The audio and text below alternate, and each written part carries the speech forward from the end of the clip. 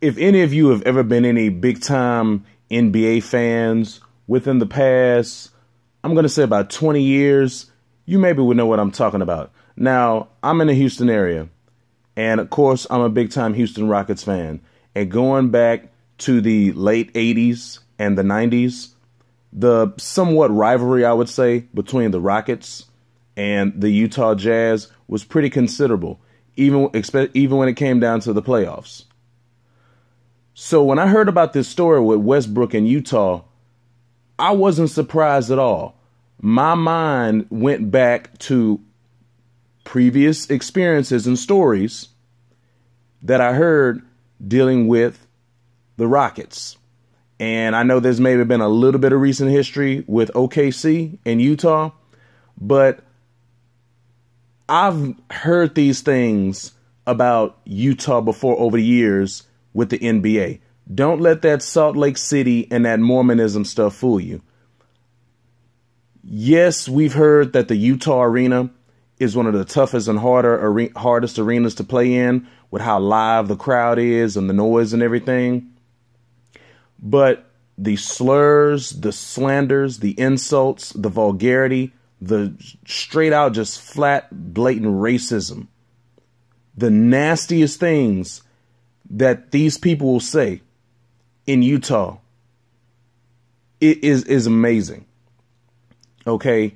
And I don't see how the league can really let this happen anymore. Now, I'm going to touch on Utah, Salt Lake City, and Mormonism real quick. Now, remember now, with the sect or cult, whatever you want to call it, of Mormonism, this is the ideology mainly done by pale-skinned Creoles over here in this land, where they once believed that the dark skin was the mark of Cain referred to in the Bible, and that all dark-skinned individuals are the descendants of Cain, and we carry that same curse or mark or whatever upon us.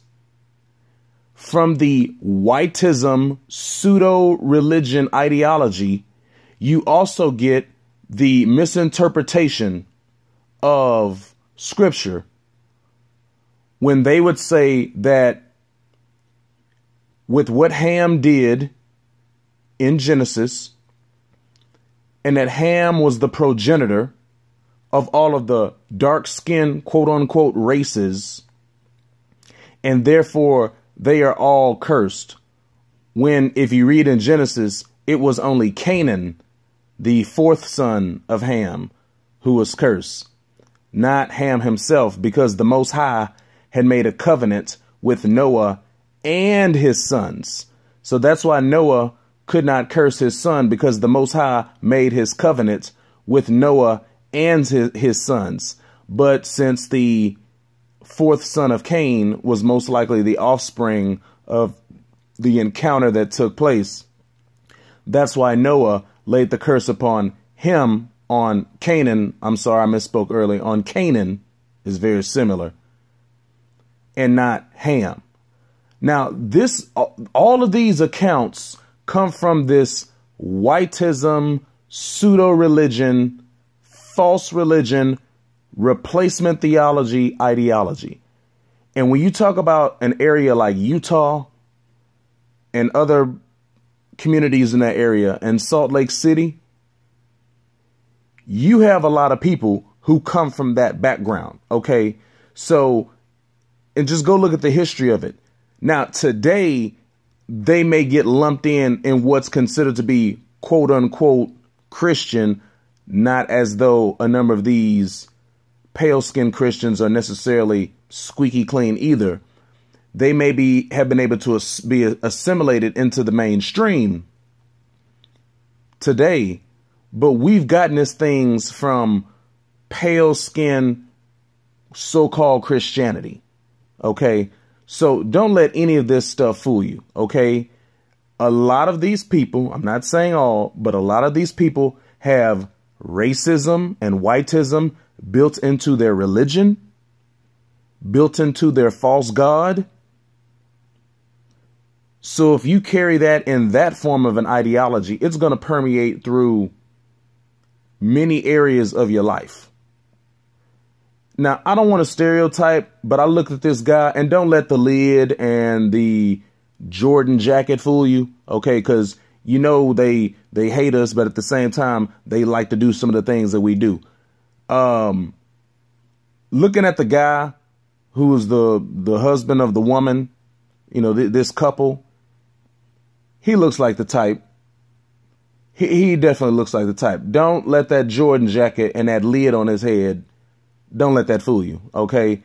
And you see he had the camo hat, so basically might as well have been a MAGA hat. You know, I bet a 9 out of 10 chance he's probably a Trump supporter, okay? He probably supports 45, okay? So he could wear a basketball hat or he could wear a MAGA hat. It would all be the same. He looks like the type, okay?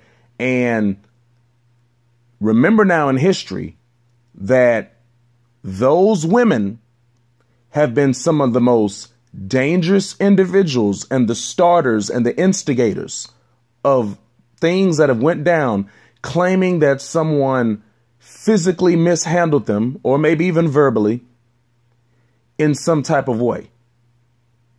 Now, he's sitting right next to her in this instance, so unless he walked away to go do something else, I'm sure he was there to see what was going on. But still, their women will lie and they'll go out and do all kinds of stuff.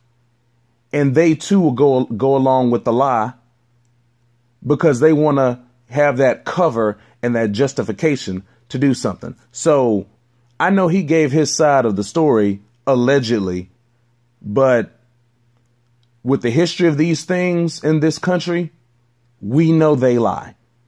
And they're trying to make this especially in the environment that we're in and all these so-called documentaries and docuseries that they're putting out now, you know, because everybody wants to talk about Michael Jackson now. Everybody wants to talk about R. Kelly now. And this is the new or the expanded method of how we're going to make the Afro man in this country, the boogeyman, even more so. So they're trying to throw this into these types of things that are going on with celebrity and pop culture and the Me Too Time's Up movement and domestic violence. And we're just coming off International Women's Day, you know, so, you know, they're going to try to make this, you know, certain individuals, they're going to try to make this a spin on domestic violence or abuse against women or women's rights and women's suffrage and feminism and all that kind of stuff. And it's a good thing that now, of course, I'm not in favor of abusing women or domestic violence or anything like that in either direction. But when it comes to, you know, feminism and all this women's movement stuff, good thing I'm not a big, you know, I'm not going to be fooled by that stuff because I know what it is at the end of the day. Especially when you look at all these candidates now that are running for president, particularly in the Democrat Party. So we know what we get from this side of the aisle. Okay. And when you have these people who go to these games, they're in the front rows or courtside, they spend a lot of money, they maybe make a lot of money. You know, if you already have the ideology of whiteism upstairs in your head, then on top of that, if you have money, so you feel more entitled and you feel more privileged, you know, they feel like that they could do whatever they want to do. And a lot of these people, especially those with money, in general, they go through life being able to get what they want because people tend to acquiesce to them if they come from a certain family or if they have a lot of money. So they're not used to people telling them what to do or challenging them. And they really feel emboldened to do what they want to do. And especially when you have 45 in office, and if someone is of a certain ideological persuasion, you have a lot of these people who maybe feel even more emboldened. And historically, how sports has been used in as a political protest and in social progress. You know, sports in this country has played a big medium in that. And they don't like things with Kaepernick. You see how they treated Muhammad Ali in the past. You know, so they want to say, well, I'm a customer. They want to use that owner's mentality. My money pays your salary. You're making all this money, but I'm spending money that pays you. So you need to do what I want you to do because I'm a paying customer. But see, that's an owner's mentality. That's what it is. OK, and I don't care if it's in other types of businesses where someone's a customer, if it's sports, fans. When you see certain people like that convey that type of an attitude and that type of a demeanor, and they like to throw themselves around and they're all, well, I spend good money, or I'm a customer and you should do this. You know, that's that sense of entitlement. That's an owner's mentality. And especially if it's from certain people, we know where that comes from. You know, and you would think that after Malice in the Palace a number of years ago, that the NBA maybe would have started paying attention to some of this stuff. You know, and even maybe some things that have been going on recently, like Donald Sterling, other things like that. You know, now in the past, you've had David Stern, and now you have Adam Silver. And we know which ideological persuasion that they lean towards, if you know what I mean. So when you had, say, the Malice in the Palace, the reaction to that was, well, we need to have a dress code for the players. And we need to change the image and the look and the branding for the players. We need to present a better face of our players and of our league to these fans because we don't want a bad look. Now, was there really any addressing or any change in policy to the seating arrangements of these stadiums or these arenas? Code of conduct from the players? I mean, when you buy a ticket to one of these venues, that's basically a contract. And the contract of when you buy these tickets, whether if it's an individual ticket or a pack or season tickets or a PSL, luxury box, whatever it is, that contract in my book basically says, I am going to deliver to you a product, but in return, you're sitting in my house, you're sitting in my place of business, which is private property, even though a lot of these arenas are publicly funded. And therefore, there's a certain code of conduct that comes with that. Even if you go to a public park, okay, there's a certain code of conduct. You can't go to a public park, even with taxpayers' dollars paying for it. You can't go to a public park and just throw trash all over the place and do what you want to do, or just run around stark naked and say, well, my tax dollars pay for this, it's public property. So if you can't do that, say, with a public park, then what makes you think you can display certain behaviors at a professional sports arena or venue? And I agree with Russ. You know, there needs to be protection for these players. In an NBA arena, it's different from these other sports. The floor is smaller. The arena is smaller. The setup, the layout, the architecture is different. It's far more of a intimate atmosphere. And especially when it's courtside or close up. I mean, you can literally reach out and touch the players, as it's happened before.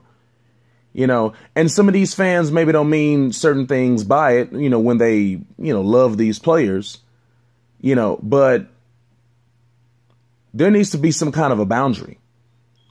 So if the league really wants to be smart and really wants to wisen up and to prevent things like this from happening, they need to get with all of these teams, all of these franchises, and all of these arenas. And there needs to be policies in place There needs to be rules in place. They need to have a code of conduct or something with these fans and say, look, when you buy this ticket, it's a contract. We're going to allow you to see this product, but in return, there's a certain code of conduct and a policy that is going to go along with this. And if you step out and if you misbehave and if you violate these rules and you violate these policies, you got to go. Now, let's see if we're going to get that from the league, because I'm going to tell you right now, especially a lot of franchises, maybe not all of these NBA franchises, you know, financially and as far as a business model doing that well. But many of these franchises, especially for the premier games, they definitely sell plenty of tickets, even the premier seats. And I don't care how much money some of these people pay for these tickets. If they want to act right, get them out of there. I'm sure there's someone else right behind them who also has the money, who's going to be willing to pay, and hopefully they're going to act better than the last person. And you're going to have to, and instead of trying to make an example of these players with fines and suspensions and things like that and dress codes and all that kind of stuff, you need to start putting in place and making an example of some of these fans when they step out of line. Because I'm going to tell you right now, especially in the age that we're living in and the environment that we're in right now, and things are pretty tense right now, okay? It's this powder keg in the house. If you don't want to see another Malice in the Palace, if not worse, you need to start putting some kind of a separation between these fans and the players and start protecting these players. And it's also for the safety of the fans as well. Because the Jackie Robinson stuff, those days are over. Okay? Jim Brown and Ernie Davis, we're not living in those times. Okay? This isn't a situation where we're just going to pluck up one or two of these boys or these bucks who can sort of be a token or an ambassador or an experiment. And they were selected not because they were the best, even though, yes, they were talented, no disrespect, but because they had a certain characteristic to where they would be able to handle the crowd reaction. You know, and then we can slowly and incrementally bring in and integrate these leagues. We're not living in those days anymore, okay? The NBA is what, 65% Afro, regardless of what country these players come from, because they come from all over the world. 40, 50 something nations are represented in the NBA. And you're going to get brothers from all over, you know, but particularly for the ADOS players, we're just not going to sit back and take this stuff, okay? And if everything is going the way that the OKC players are saying it, you know, I mean, in an arena with all the noise, maybe something was misheard perhaps, but there's a number of teammates that are corroborating Russ's testimony. And in fact, the man and his wife maybe said even worse things than what was expressed to the public. Okay? So, if in fact this man and his wife are what it says that they are, and you know you're going to have a lot of people, whether it's Salt Lake City or other locations, who feel this same way, even those who have money to sit front row. Because, you know, some of these other 45 supporters, you know, they may not have the money to go to these games or, you know, even sit up in the nosebleeds, what some of these arenas cost. But you have a good number of them, maybe not a majority, but you have a certain number of them who will and can afford to go to basketball games. You know, and even the differences you have between, say, the NBA and football or baseball, still, they'll be at an NBA game.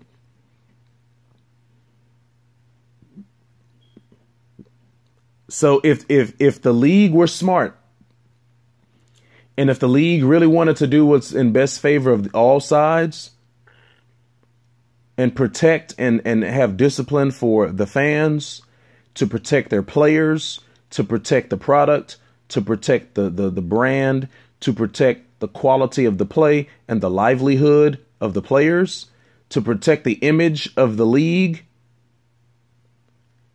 you know, you could probably implement this pretty quickly, and it probably wouldn't take that much.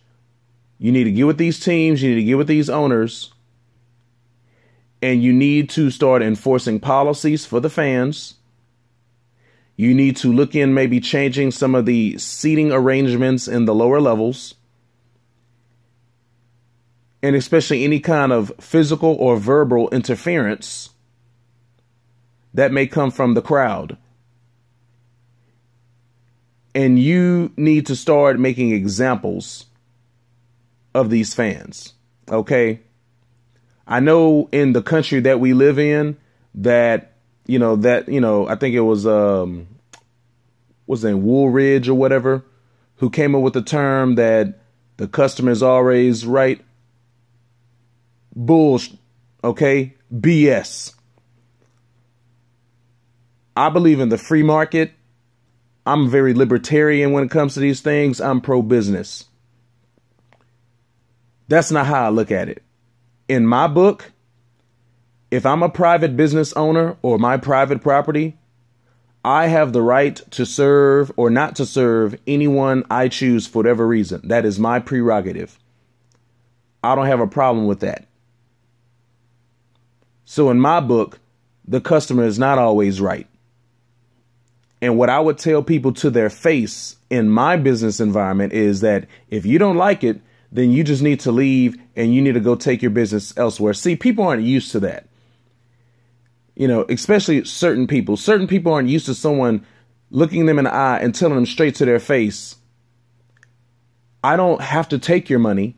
I don't want your money. I don't need your money. If that's the way you feel, I'm not going to bow down and cater to you.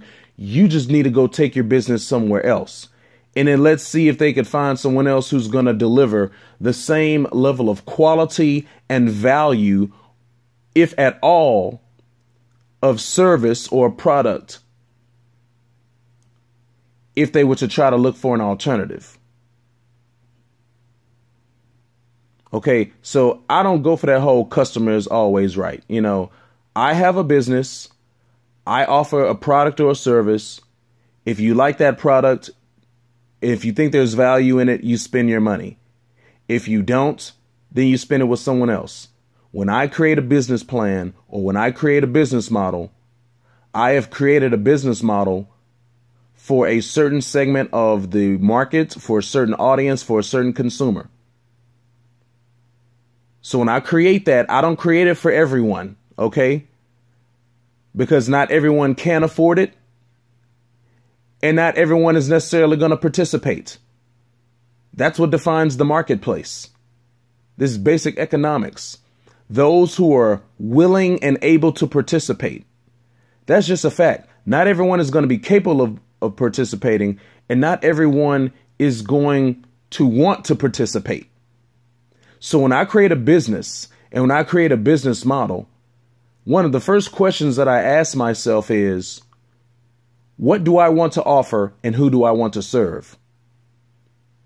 So when people come through the door or inquire to the nature of the service of the business, and then when listening to their what they have to say or maybe what their questions may be, when I can start to figure out that that person's desire does not fit my business model and what I offer, I'm going to be honest. I'm going to say, look, this isn't what I do. That's not what I offer. This isn't who we are. This isn't our business model. And if that's what you want, you're going to have to go somewhere else for that business. And if I know of anyone who can offer that, I would even give you a list of competitors, quote unquote, so-called competitors, to go to. But I am not afraid to turn away business. I'm not afraid to tell potential clients that they're wrong, or I'm not going to be able to deliver what they want, or to refuse their business and say, look, I'm just not going to take your money, or you're just wasting your time here because this is not what I do. That's not what my business model is. I'm not going to offer that. I can't offer that. You're not going to be satisfied. It would just be a waste of both of our times. So you just need to go on down the road and take your money elsewhere. And there's a lot of people who just aren't used to that in this country. But with the type of product that the NBA is, and from a global standpoint, the NBA is basketball. No one else, college is only, is the second closest, particularly when it comes to the United States. But no one else offers professional basketball quite like the NBA does as of right now and for the past number of decades. So they basically have a monopoly on professional basketball. So, I mean, let's be very honest about this, folks. If you put in place certain conditions for the customer or for clients, where else are they going to take their money for a professional basketball experience other than just simply watching on television instead of going to the stadium?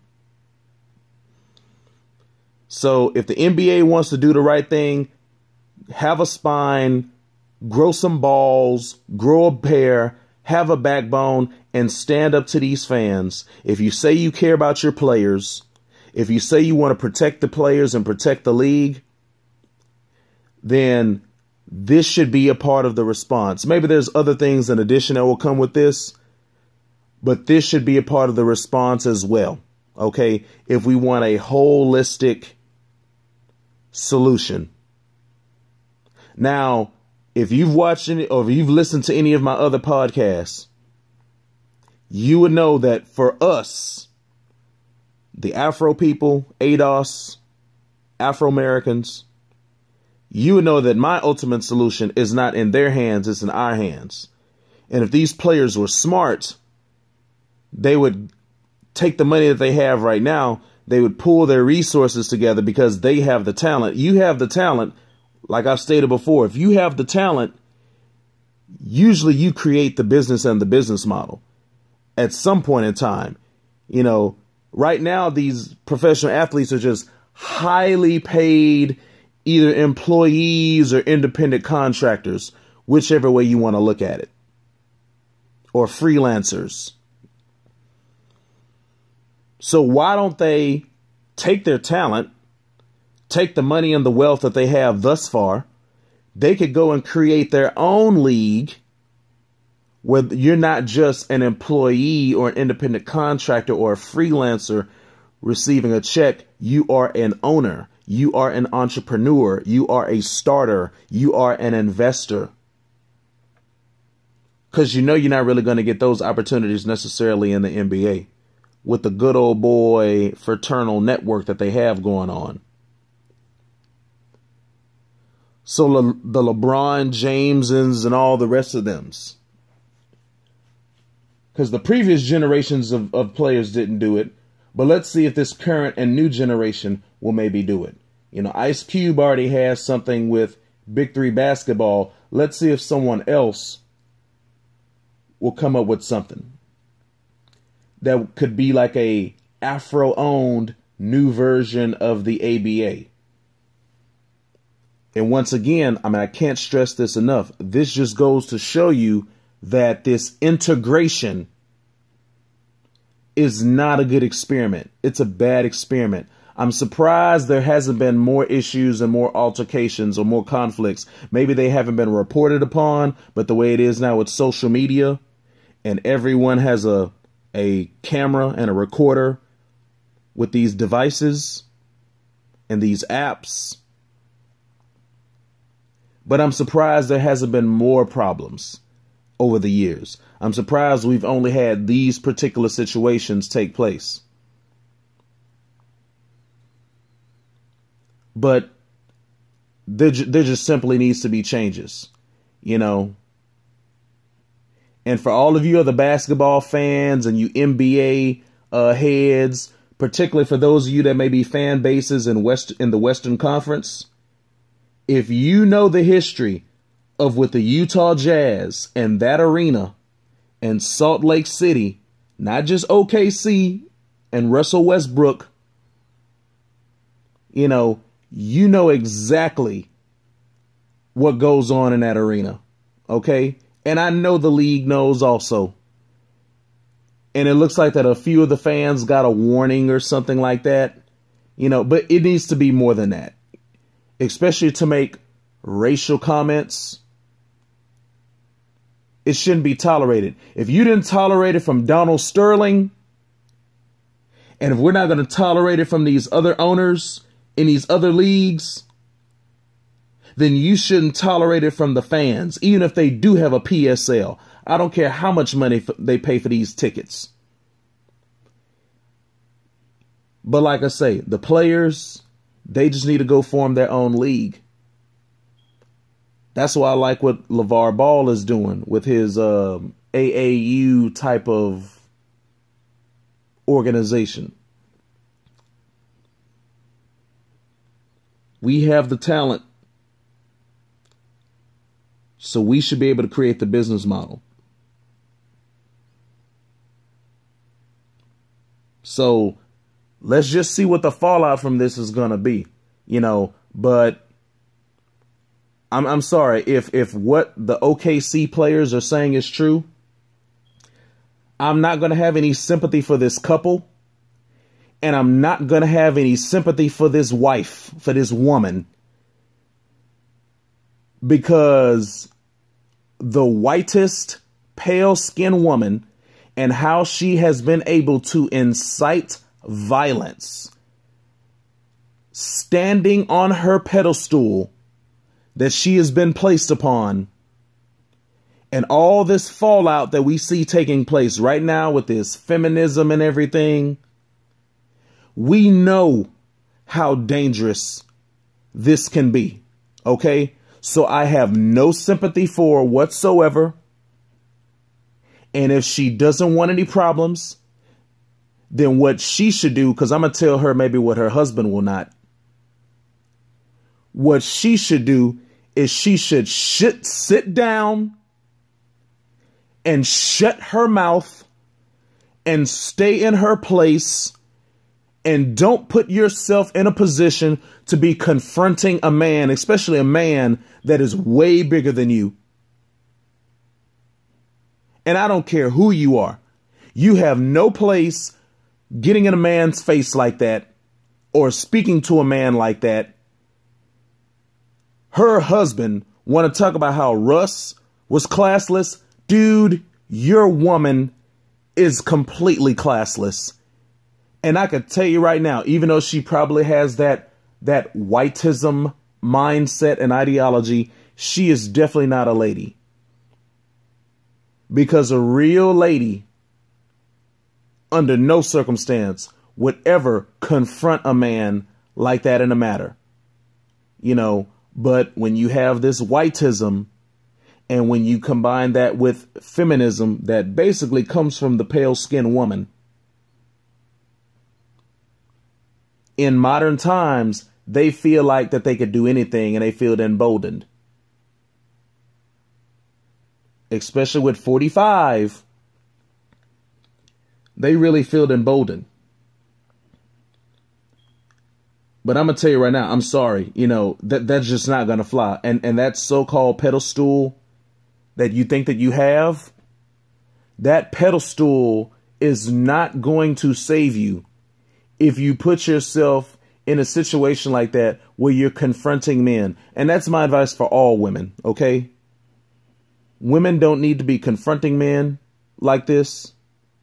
And women don't need to be inserting themselves in men's places, And for the guys out there who think that they're going to be a savior and come upon that white horse and be a white knight, don't let these women put you in a precarious situation, because all that white knight, Sir Galahad, man of valor type of stuff, and I'm going to come to her rescue, and I'm going to keep her propped up on that pedestal where she doesn't have to be bothered or she doesn't have to come down.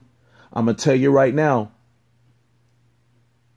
that white knight chivalry might get you messed up and might get you in a wrong situation protecting your pedestal woman. Okay? So until maybe there's some other development based upon what I've seen, I'm going to stand with the OKC players. I'm going to stand with their testimony. I'm going to stand with Russell Westbrook. I'm going to stand with my brothers. And the league needs to get smart, and they need to put in policies in place to regulate these fans and maintain order and decency. And racism shall not be tolerated. And for the players and for the brothers who have the money, even down to us, the potential consumers, we need to create our own product. We need to create our own league. We need to take our talent. You know, this is the real decision right here. We need to take our talent. We need to take our dollars. And we need to place it in our own businesses, whether if it's youth sports, if it's Afrocentric schools, HBCUs, or semi-pro or professional leagues.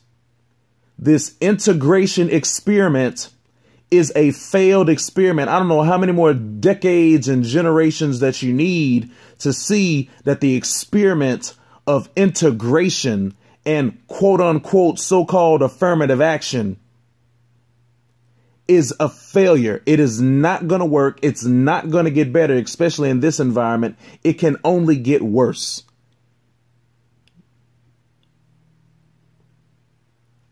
So we need to separate